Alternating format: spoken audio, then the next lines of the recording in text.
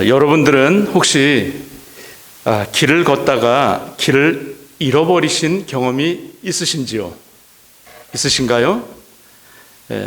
저는 어려서 길을 참 많이 잊어버렸었어요. 한 번은 부모님하고 산에 등산을 갔다가도 저 혼자 먼저 내려간다고 지름길로 갔다가 길을 잊어버려서 정말 아주 고아가 될 뻔한 그런 적도 있었습니다.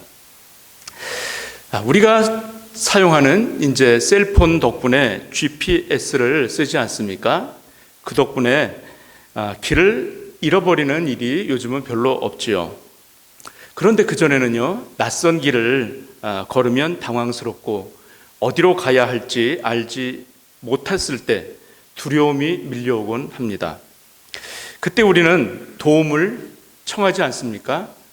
지나가는 사람에게 길을 묻든가 또 누구에게 전화를 걸어서 내가 지금 어딘데 어떻게 가야 되냐고 또 묻고 하지 않습니까? 마찬가지로 우리의 삶 속에서도 길을 잃어버리는 그런 순간들이 있습니다. 결정해야 할 중요한 일이 앞에 있지만 무엇이 옳은 일인지 어떻게 방향을 잡아야 할지 모를 때가 간혹 있습니다. 시련 속에서 우리는 종종 길을 잃어버리게 되는 경우가 있죠. 이 길로 가야 할까? 아니면 저리로 가야 할까? 우리의 마음을 흔들어 놓고 무엇이 옳은지 혼란스러워질 때가 있다라는 거죠. 이때 필요한 것이 바로 지혜입니다. 저희들은 지난 시간 야고보서 첫 시간으로 시련을 통해서 우리가 믿음이 단련되어지고 그리고 그 시련의 과정을 인내함으로 말미암아 주님을 닮아가는 그러한 과정에 대해서 저희들이 함께 은혜를 나누었습니다. 오늘은 그 두 번째 시간으로 시련을 당해서 인내를 할 때 우리가 자주 직면하는 또 다른 문제가 있다는 거죠. 그 또 다른 문제가 바로 어떻게 결정을 내려야 될지, 인내를 하고 있는데 내가 지금 이 인내가 지금 잘 되어가고 있는지, 옳은 방향대로 지금 가고 있는지 어찌해야 될 바를 모를 때가 저희들은 있다라는 거죠. 바로 무엇입니까? 우리가 길을 잃었을 때 누군가에게 길을 물어보듯이 성도가 시련을 접하게 될 때에 우리는 하나님께 간구하라는 것입니다. 그런데 시련을 맞닥뜨릴 때요, 여러분들은 힘이 드십니까? 안 힘드십니까? 힘이 들죠. 힘이 보통 든 것이 아니에요. 아주 힘이 많이 듭니다.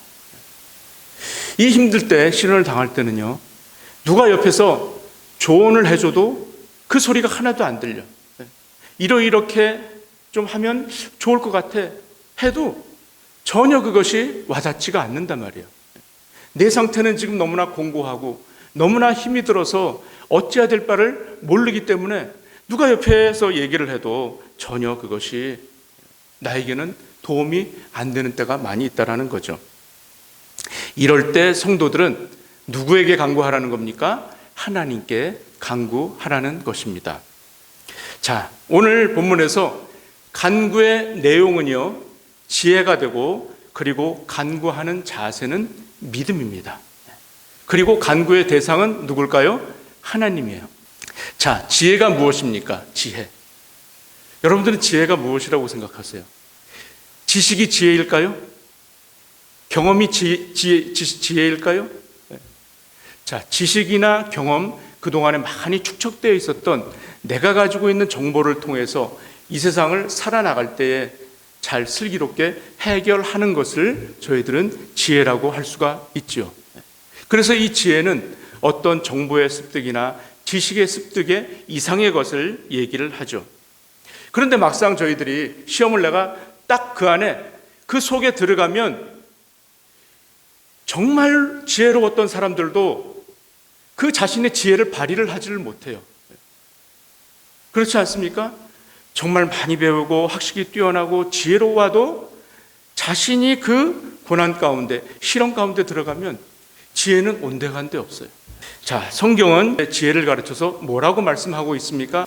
여호와를 경외하는 것이 무엇이라고요? 지혜의 근본이고 거룩한 자를 아는 것이 뭐라고요? 명철이라고 해요. 명철. 지혜는 하나님과의 바른 관계에 있을 때 지혜가 온다라는 걸 지금 말씀을 하고 있는 거예요.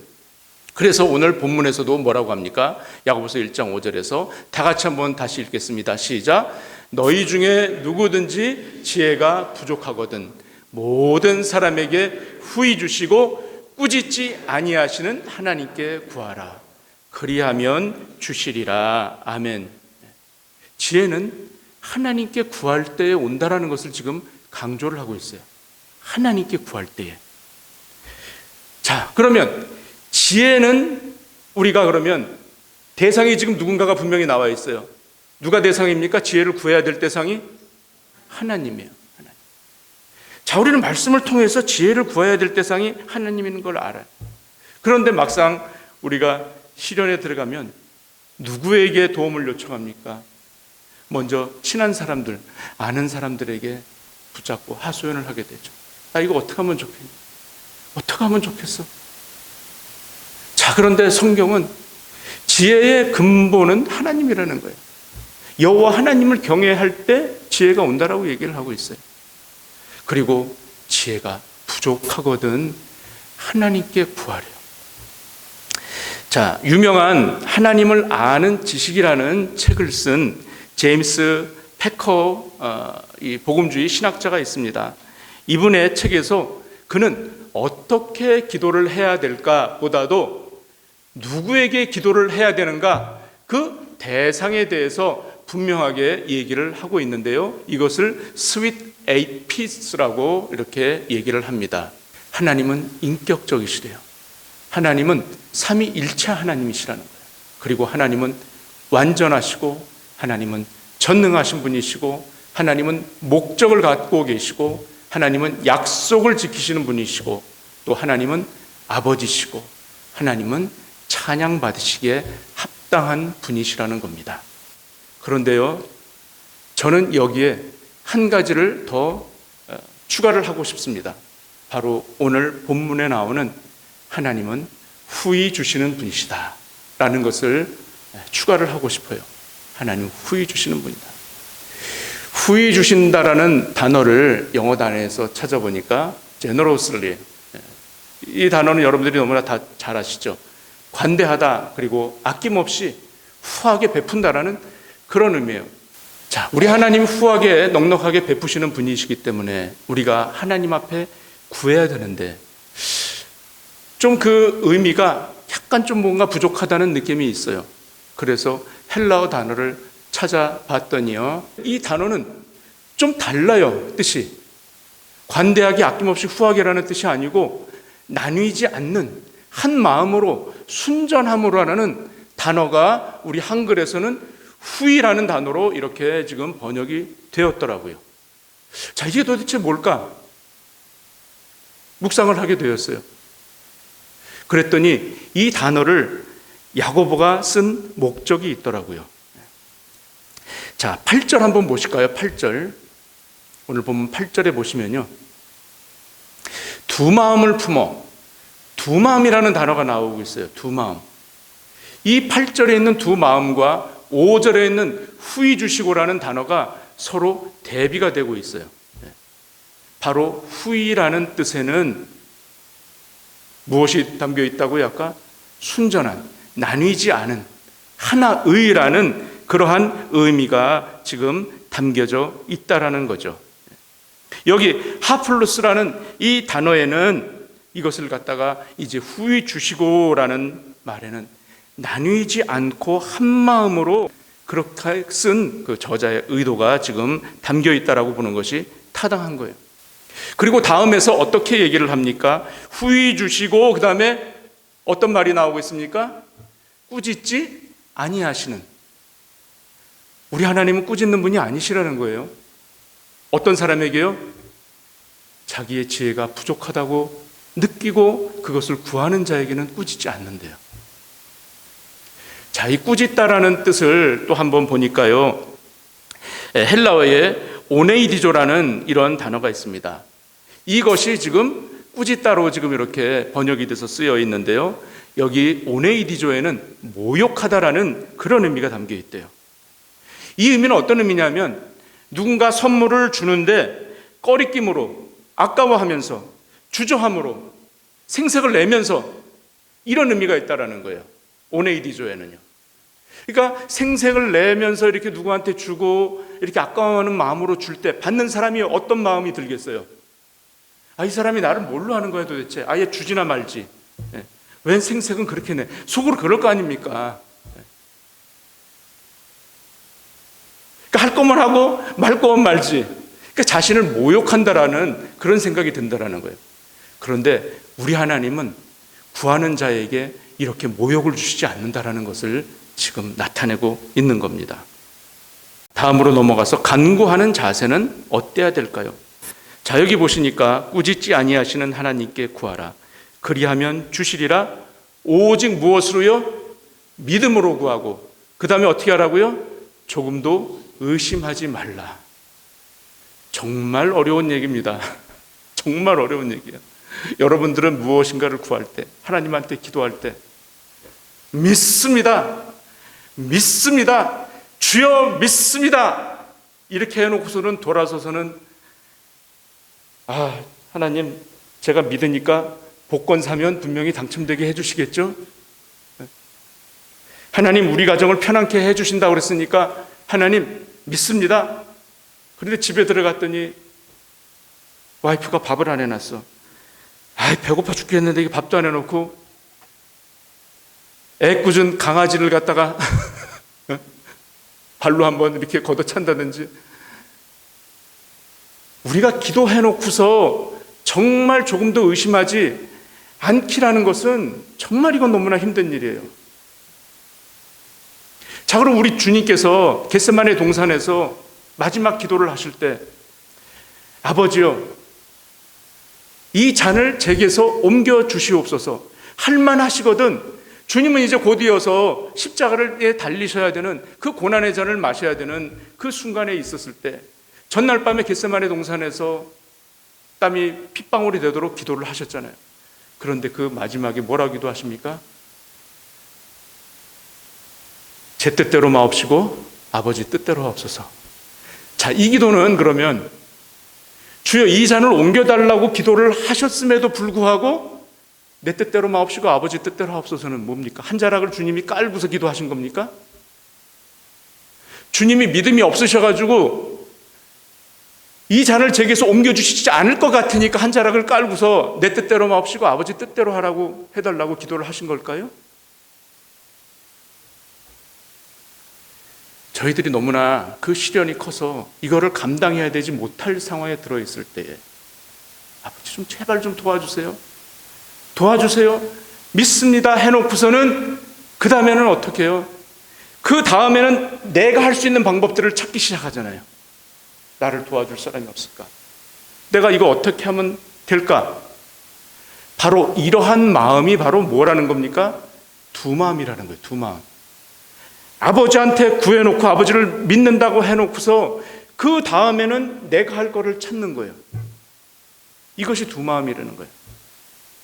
아버지를 전적으로 신뢰하지 못한다라는 거죠. 이러한 마음이 바로 뭐랍니까? 마치 바람에 밀려서 요동하는 바다 물결 같대요. 자, 야고보의 이 책의 저자가 누구라고 그랬습니까? 야고보서의 저자가 야고보.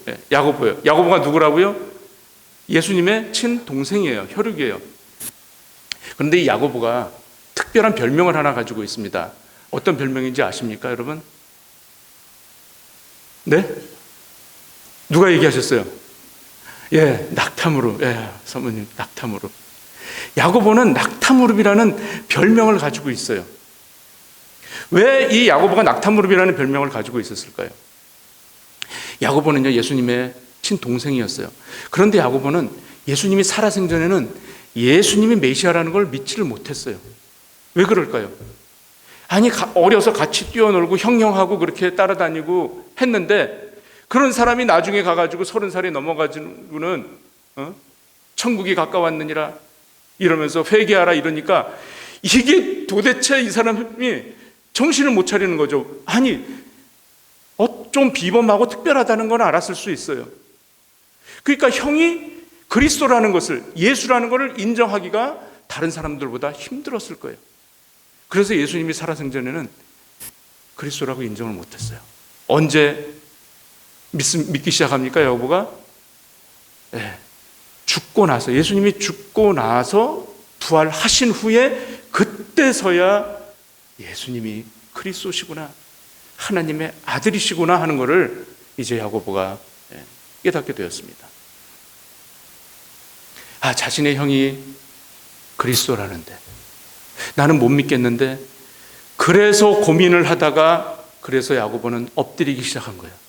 기도를 하나님께 하기 시작한 거예요. 하나님, 정말 내 육신의 형인 이 예수가 정말 하나님이 보내주신 그 메시아가 맞습니까? 야고보는요, 실제로 2세기에 요세이푸스 기독론의 교회사에 보면 성전에 들어가서 누구보다도 가장 많은 시간 동안 무릎을 꿇고 기도를 했답니다. 그래서 무릎이 낙타 무릎같이 단단해졌다라고 하는 거예요. 자, 그리고 뭐라고 얘기를 합니까? 조금도 의심하지 말라. 의심을 했던 자신을 바라보면서 조금도 의심하지 말라. 그렇게 야고보는 말을 할 수 있는 자격이 있는 사람이에요. 그리고 마치 바람에 밀려서 요동하는 바닷물결 같으니. 자, 야고보가 살았던 지역이 어디입니까? 여러분들 성경 통해서 아시죠? 예수님이 준비의 기간 동안에 살으셨던 도시가 어디입니까? 나사렛이죠. 이 나사렛이라는 작은 마을은 어떤 지방에 있습니까? 갈릴리 지방에 있죠. 갈릴리를 뭐라고 그랬습니까? 그 사람들은 갈릴리 바다라고 그랬죠. 갈릴리 호수라고도 하기도 하고 갈릴리 바다라고 그랬어요. 바다를 본 적이 없어요, 이 사람들은. 그 호수가 바다로 그들은 알았어요. 호수가 너무 크니까. 자, 정말 그 호수인데 호수에 이렇게 파도 치는 거를 보신 적 있으십니까? 사진을 한번 띄워줘 보십시오. 저희 뒤에 보시면은 물이 막 일렁이죠. 전날은 바람이 별로 없는 날이래요. 굉장히 잔잔한 거래요. 근데 저기에 바람이 치고 돌풍이 불면 파도가 넘실대서, 그래서 그 파도를 보고 놀란 베드로, 그 베드로가 어디서 고기를 잡고 있었어요? 밤새도록 갈릴리 바다에서 고기를 잡고 있었어요. 갈릴리 바다가 수심이 제일 깊은 곳이 46m나 된대요. 그러니까 바람이 불면 큰 파도가 치는 거예요. 넘겨줘 보세요. 제가 있었던 가버나움이라는 동네에 있는 호텔에서 이제 바라본 풍경입니다. 갈릴리 호수 한쪽 면만 보였어요. 굉장히 큰 호수입니다.